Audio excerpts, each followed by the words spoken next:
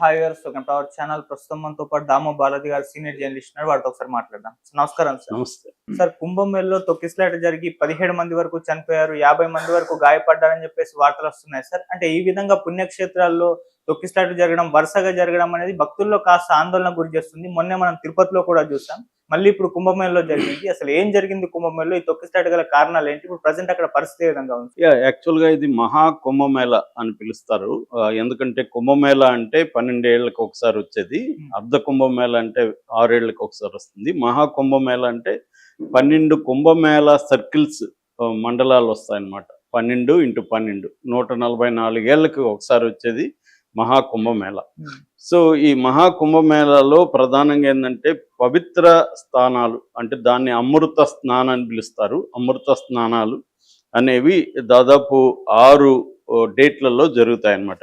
ఇది ఫస్ట్ జనవరి 13, తర్వాత 14, తర్వాత 29, ఇప్పుడు నిన్న జరిగిన ఇది ఈ అమృత స్థాన్ సందర్భంగా తొక్కిసలాట. ఇది కాకుండా నెక్స్ట్ ఫిబ్రవరి 3, ఫిబ్రవరి 12, ఫిబ్రవరి 26 ఈ డేట్లలో జరుగుతాయన్నమాట.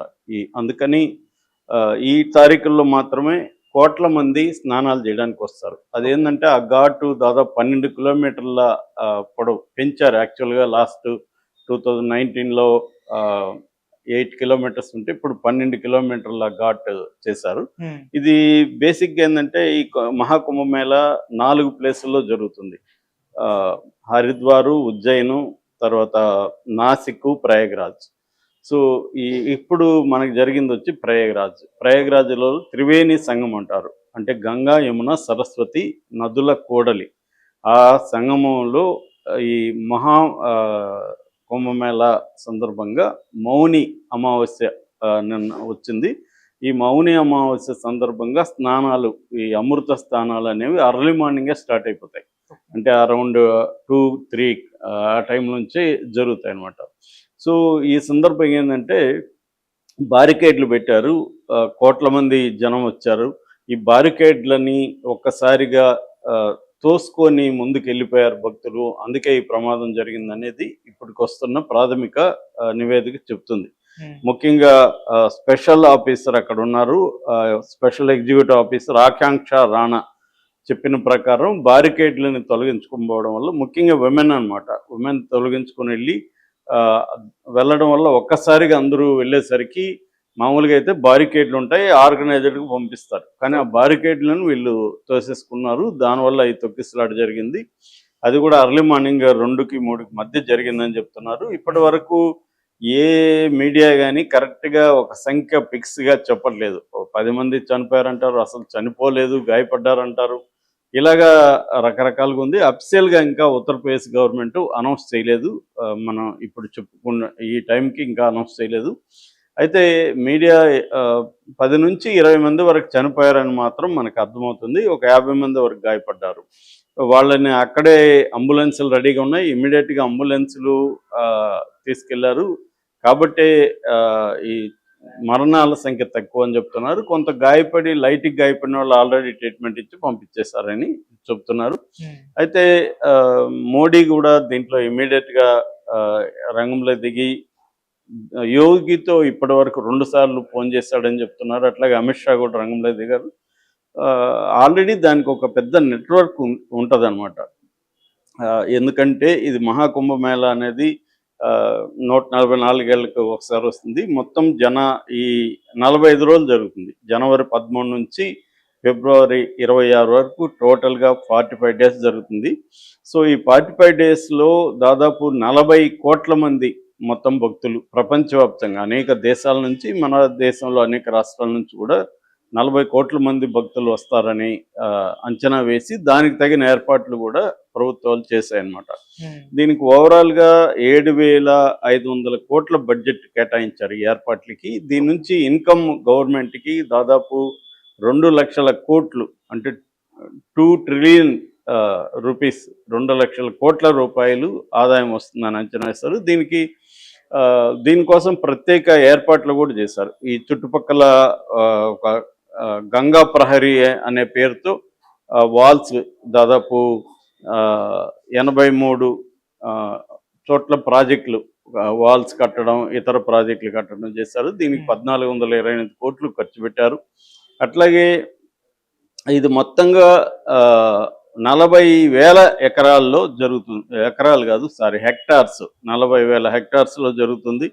ఈ ఘాట్ పొడవు కూడా మొత్తం 25 సెక్టర్స్ ఉంటాయి. 25 సెక్టర్స్లో ఈ ఘాట్ పొడవు కూడా 12,000 కిలోమీటర్లు ఉంటుంది. తర్వాత 1,50,000 హెక్టార్లు మొత్తంగా విస్తీర్ణంలో ఇది పెట్టారు. సో దీంట్లో డాక్టర్లు, మెడికల్ ఇన్ఫ్రాస్ట్రక్చర్ కూడా చాలా పకడ్బందీగానే చేశారు. దాదాపు 407 మంది డాక్టర్లు, 700 మంది పారా మెడికల్ స్టాఫ్, తర్వాత 40,000 మంది పోలీసులు కూడా ఉన్నారు. 24 గంటలు పనిచేసే అంబులెన్సులు ఉన్నాయి. 24 గంటలు పనిచేయడానికి అక్కడ ఒక స్పెషల్గా 100 బెడ్ సెంట్రల్ హాస్పిటల్ ఏర్పాటు చేశాడు. దాంతోపాటు భీష్మా క్యూబ్ అని ఒకేసారి 200 మంది వరకు ట్రీట్ చేయగలిగిన ఒక క్యూబ్స్ని ఏర్పాటు చేశారు. అట్లాగే కొన్ని వేల టెంట్స్ని క్రియేట్ చేశారు. తర్వాత ఏఐ టెక్నాలజీని ఉపయోగించుకొని సర్వైలెన్స్ కెమెరాల ద్వారా చేస్తున్నారు. పైన హెలికాప్టర్లు తిరుగుతుంటాయి. అలాగా చాలా ఒక నాసా స్టైల్లో ఇది చేశారు. అంటే ఈ స్థాయి 40 కోట్ల మందితో జరిగే రిలీజియస్ ఒక కార్యక్రమం అనేది ప్రపంచంలో ఎక్కడా కూడా లేదు. ఇది oldest and largest peaceful gathering అని అంటారు దీన్ని. ఇలాంటి దాంట్లో ఇలాంటి ప్రమాదం జరగడం ఖచ్చితంగా ఇబ్బందికరమే. అది ఆల్రెడీ వీళ్ళ మీద విమర్శలు కూడా, ఎందుకంటే ఇది ఇంటర్నేషనల్ మీడియా అటెన్షన్ ఉంది. అందుకనే ఇంత పకడ్బందీ ఏర్పాట్లు కూడా మోడీ ప్రభుత్వం, యోగి ప్రభుత్వం చేశారు అక్కడ. స్టిల్ చేసినా కూడా ఇది జరిగిన దానికైతే ఇంకా నివేదికలు అయితే రాలేదు. కరెక్ట్ కారణాలు కూడా అఫీషియల్గా అయితే అనౌన్స్ చేయలేదు.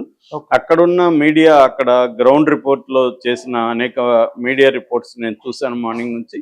ఆ మీడియా రిపోర్ట్స్ ఏం చెప్తున్నారంటే ఈ బ్యారికేడ్లను తోసుకోవడం వల్ల వచ్చారని చెప్తున్నారు. ఆల్రెడీ ఇది పొలిటికల్గా కూడా ఇదైంది.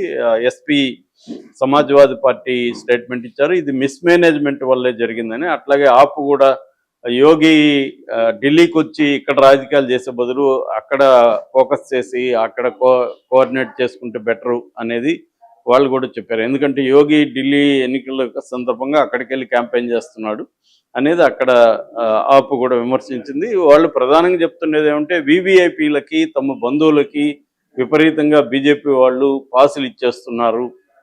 అందువల్ల కామన్ పీపుల్లో ఒక అసహనం పెరిగిపోతుంది. వాళ్ళు వెయిట్ చేసి గంటలు వెయిట్ చేసి వాళ్ళకి టైం దొరకకుండా ఈ వివిఐపి కల్చర్ వల్లనే జరిగిందనేది ప్రధానంగా విమర్శ. ఇది ఒక ప్రాబ్లం మన దేశంలో. ఏంటంటే భక్తి ఉన్న చోటంతా కూడా వివిఐపీలు రంగంలో దిగుతారు. దానివల్ల సామాన్య భక్తుల వెయిటింగ్ అవర్స్ పెరిగిపోతాయి. సో అదొక మేజర్ కారణం. ఎన్ని కథలు చెప్పినా, ఏ గవర్నమెంట్లు వచ్చినా ఈ విషయంలో బేసిక్గా తేడా కనబడటం లేదు. మన తిరుమల సందర్భం కూడా ఇదే చర్చ మనకి కనబడుతుంది. ఈ వివిఐపీలు కల్చర్ వల్లనే అది జరుగుతుందని. సో ఇక్కడ కూడా అదే జరిగినట్టు కనబడుతుంది. ఇక్కడైతే ఏర్పాట్లు కానీ, ప్లానింగ్ కానీ, ఇన్ఫ్రాస్ట్రక్చర్ కానీ, మెడికల్